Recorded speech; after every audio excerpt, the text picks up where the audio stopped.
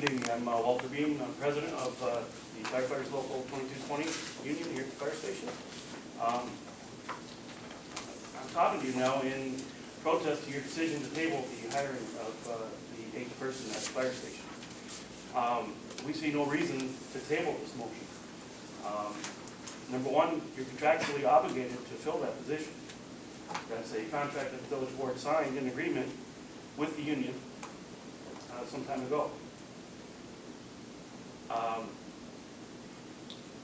I understand the board's wanting to look for cost savings, okay, but this is not the way to do it. It's not in the best interest of the village to break contracts. Okay, that's not the reason for having a contract. That's precisely the reason that we go into these agreements to help to hold everybody accountable. Okay, we need this position. Overtime costs are going to start to go up. This position is a floater position that the village agreed to back when I was first hired. And that was to reduce the amount of overtime that was being generated. And it's done a very good job at doing that. Okay? Figures that were provided by my boss versus the budgeted amount. So I'm sorry, let me back up. That position is also a budgeted amount. All right? It's not like you're going to be spending extra. It's already in the budget. Okay? Yes, the opening came unexpectedly. All right? That type of stuff happens. So we still need to fill that position. We've taken on more duties now. We're doing code enforcement, and code enforcement is being done in a way that has never been done before. Is it perfect? Absolutely not. But we're doing a very good job at that. Okay? You can see by the numbers, the reports that we generate, that stuff is getting done in code enforcement. Each one of the guys that are doing that are in this job wholeheartedly. Okay? Not only as a firefighter, but also now as code enforcement officials. By doing this, we're saving the village. Okay? We're saving a total of 3 code enforcement positions. That encompasses the town as well now. You know, this isn't contract negotiations. We shouldn't be doing this here. Okay, if the village wants to discuss not having that position, that should take place in a structured contract negotiation as it normally would be.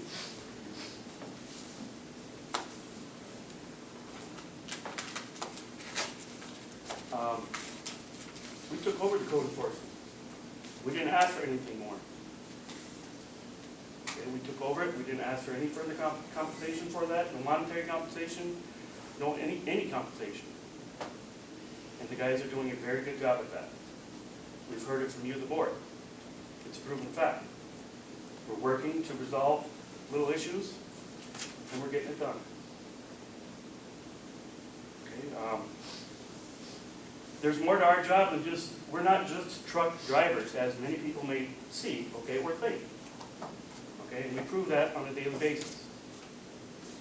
We don't go to the New York State Fire Academy and become state certified, nationally certified firefighters to become labeled just a truck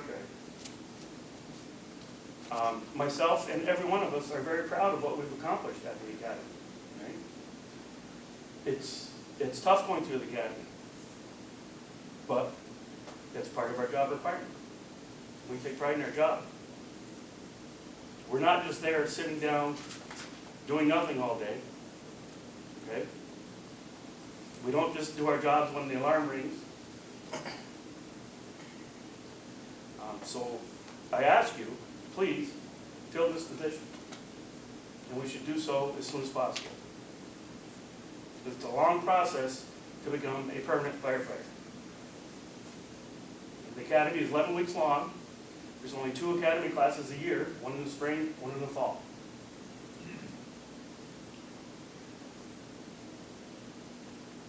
So, again,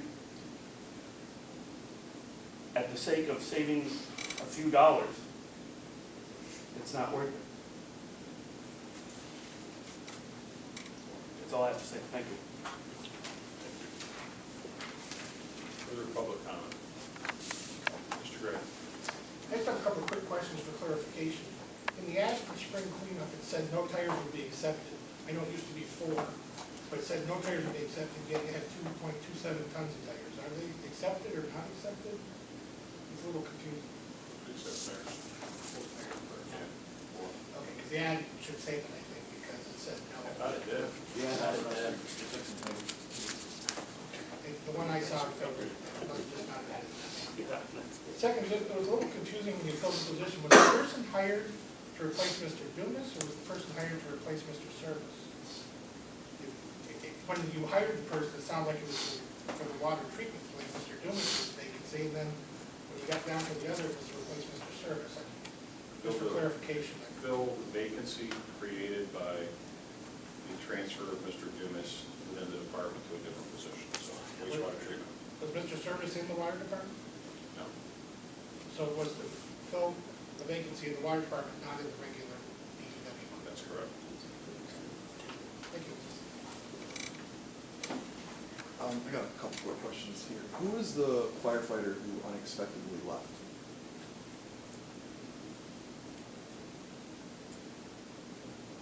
Anybody? No one? And why? It's a confidential employee personnel matter, so I'm not at liberty to discuss it in a public forum. And what reason did he leave? Is there anything you guys can say about why he left? Yes. He failed to meet the requirements as set forth by civil service guidelines to obtain permanent appointment.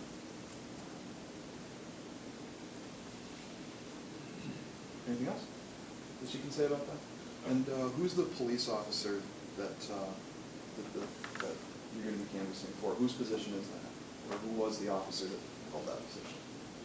Tyler Collins. And is he still with the department? No. Why did he leave? Employee confidential matter.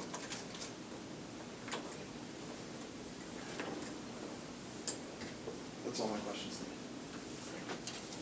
Further questions or comments?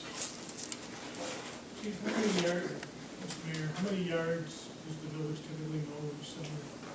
I'm sorry? How many yards does the village typically hire out to mow each summer? What's the typical cost of those?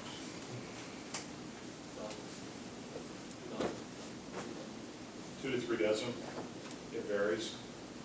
And of course, there's a number of repeats.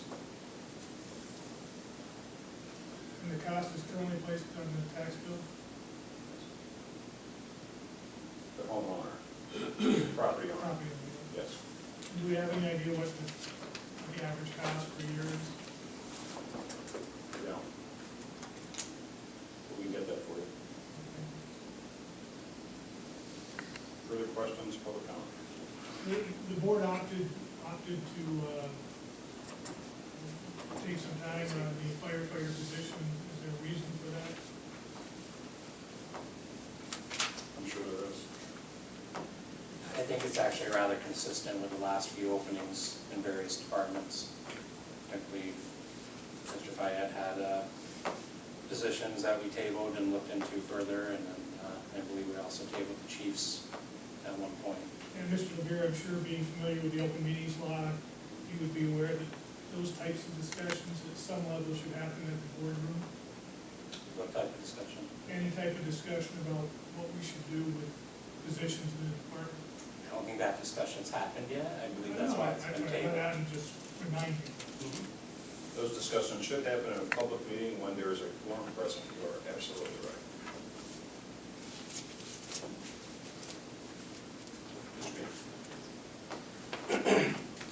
Pardon me, Board, I meant to give you some actual numbers information. The budgeted amount for this open position for the 2015-16 budget year is $62,796.35. For a new hire, budgeted for 2015-16 budget year, the total is $46,239.31. Overtime projections without the new hire, is $58,986.83. The cost savings, it's clear there that you're having full pay, full-time employees working overtime, covering shifts and such. The costs are greatly, it's almost $13,000 more than to have the new hire here. Yes, we realize the new hire is not going to be at that wage forever, okay, but it will be for a substantial amount of time, generating some cost savings. But that position in and of itself, as I stated before, which is a floater position, is designed to reduce, if not eliminate, the overtime burden. Thank you. Thank you. Further public comment or questions? I will need an executive session for matters leading to appointment, employment, promotion, demotion, discipline, suspension, dismissal, or removal of a particular person or corporation regarding a confidential employee matter. I do expect we will take action in executive session, but because it's a confidential employee matter, it will be done in executive session. Motion. Mr. Revere. Mr. All those in favor signify by saying aye. Aye. Opposed? We're adjourned.